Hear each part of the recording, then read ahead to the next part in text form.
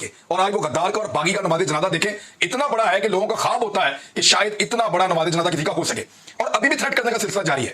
ایک آدمی آیا میرے پاس ارشد شہید صاحب کے گھر پہ، اس نے آگے مجھے ایسے موبائل دکھایا یوں، اور اس نے کہا یہ دیکھو یہ تمہارا گھر ہے نا، یہ ہے نا تمہارا گھر؟ میں نے کہا جی یہ میرا گھر ہے۔ پھر اس نے مجھے کہا یہ دیکھیں یہاں آپ ٹھہرے ہوئے ہیں، یہاں پہ جو آپ اسلام آباد میں ٹھہرے ہوئے ہیں آپ اس گھر پہ ٹھہرے ہوئے ہیں، اور آگے کیا اس نے ایک دفعہ اور اس نے کہا یہ وہ کمرہ ہے جہاں پہ آپ ٹھہرے ہوئے ہیں۔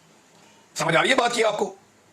تو میری ان کے ساتھ چھوٹی سی، کیونکہ وہ فوتگی والا گھر ہے، تو ایک دو سخت جملوں کا تبادلہ ہوا اور وہ صاحب مجھے دمکا کر چلے گئے۔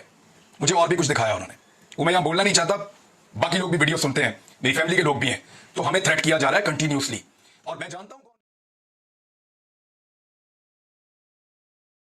بسم اللہ الرحمن الرحیم۔ آواز اور تصویر کی دنیا کے دوستو السلام علیکم۔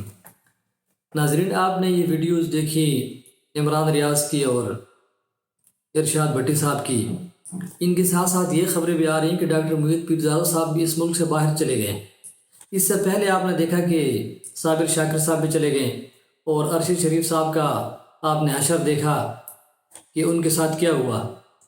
تو اس تمام سچویشن کے اندر ایک صحافی اگر اس ملک کے اندر رہے تو اس کی جان کو انتہائی خطرہ ہے، اور یہ چند ایک صحافی حضرات ہیں جو اس وقت ہٹ لسٹ پہ ہیں۔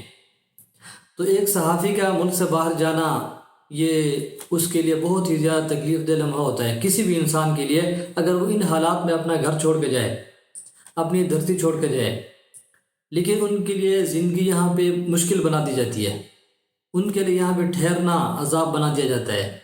اور پھر آپ نے دیکھا ہوگا کہ کئی سارے لوگ ایسے بھی ہوتے ہیں تاریخ کے اندر کہ وہ ڈٹ جاتے ہیں، وہ کھڑے ہو جاتے ہیں، لیکن کچھ مسائل ایسے بنا دی جاتی ہیں ان کی فیملی کے حوالے سے، ان کی بچوں کے حوالے سے، ان کی ماں باپ کے حوالے سے، کہ فیملی کی طرف سے مجبور ہو جاتے ہیں، وہ فیملی انہیں مجبور کرتی ہے اس چیز سے کہ آپ یہاں سے ہٹ جائیں، کیونکہ فیملی کے لیے، ان کے بچوں کے لیے، ان کے رشتہ داروں کے لیے عذاب بنا دیا جاتا ہے۔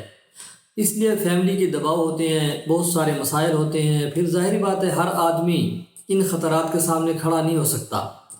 اس ملک کے اندر اس وقت جس طرح کے خطرات ہیں، ایک عام آدمی کا یہاں کھڑا ہونا مشکل ہو جاتا ہے۔ ایون کہ یہ جو پی ٹی آئی کے رہنما ہیں، شاہ محمود قریشی، فواد چودھری، اسد عمر، ان لوگوں کا بھی ان حالات میں کھڑے ہو جانا بڑی بات ہے۔ ان حالات میں ان لوگوں کا ان حالات کا مقابلہ کرنا یہ ایک انہونی ہے، لیکن ان کی مجبوری یہ ہے کہ عمران خان صاحب کھڑے ہیں، جب تک وہ کھڑے ہیں تو ان کو کھڑا ہونا پڑے گا۔ لیکن بہرحال ارباب اقتدار کیا اسی طرح لوگوں کی آواز دبائیں گے، اسی طرح وہ ہر آدمی کا منہ بند کریں گے، یا اس چیز کے لیے وہ ایک ایسا حل ڈھونڈیں گے کہ جس سے عوام کی جو مائنڈ لیول ہے اس کو چینج کیا جائے۔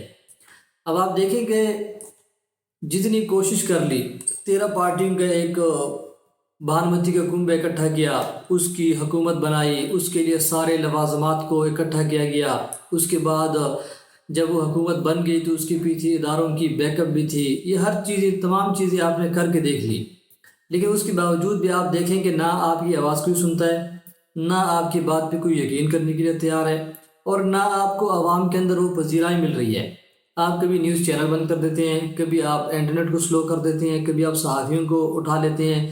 آپ دیکھیں کہ عمران ریاض کو اس سے پہلے گرفتار کر کے اس کو 7-8 دن گھمایا گیا، اس کے بعد جمیل فاروقی کو پکڑا گیا، پھر شہباز گل کو پکڑا گیا، پھر اعظم سواتی کو پکڑا گیا، تو سب کے اوپر تشدد کیا گیا اور انسانیت سوز تشدد کیا گیا۔ لیکن اس کے باوجود بھی آپ دیکھیں کہ آواز جو تھمنے کا نام نہیں لے رہی، ایک لہر ہے جو رکنے کا نام نہیں لے رہی، لیکن پھر بھی اگر آپ اس طرح کے ہتھ کنڈے استعمال کریں گے تو یہ ایک بیوقوفانہ ہتھ کنڈے ہیں، ان سے آپ عوام کو کنٹرول نہیں کر سکتے۔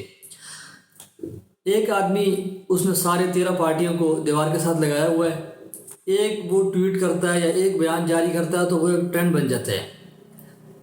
آپ نے میڈیا بند کیا ہوا، لیکن سوشل میڈیا اس کی آواز کو پوری دنیا تک پہنچا رہا ہے، انٹرنیشنل میڈیا اس کی کوریج کر رہا ہے، لیکن اس کے باوجود بھی آپ اس آدمی کو کنٹرول نہیں کر سکتے۔ اور اس کو آپ کنٹرول کیوں نہیں کر سکتے؟ کیونکہ عوام اس کے ساتھ ہے، عوام کی جو پاور ہے وہ اس کے ساتھ ہے، عوام کی ہمدردیاں اس کے ساتھ ہے۔ آپ دیکھیں گے 6 حلقے وہ پہلے جیت گیا، ایک حلقے سے آپ نے نااہل کر دیا، کل وہ دوبارہ ایک حلقہ اور جیت گیا۔ آپ اسے کب تک اس کو روک سکتے ہیں؟ اس کو روکنے کے بجائے آپ اس چیز کو دیکھیں کہ یہ عوام کو کیسے کنٹرول کر سکتے ہیں۔ آپ عوام کو آپ بٹھائیں اپنے ساتھ، عوام کی بات سنیں، بجائے اس کے کہ آپ ہر چیز کو ڈنڈے سے کرنے کی کوشش کریں، یہ ناممکن ہو جائے گا اور یہ اس ملک کو انارکی کی طرف لے کے جائے گا۔ تو بہرحال یہ تمام چیزیں ہمارے اس ملک کے لیے الارمنگ ہے۔ اجازت دیجیے اگلی ویڈیو تک، اللہ حافظ۔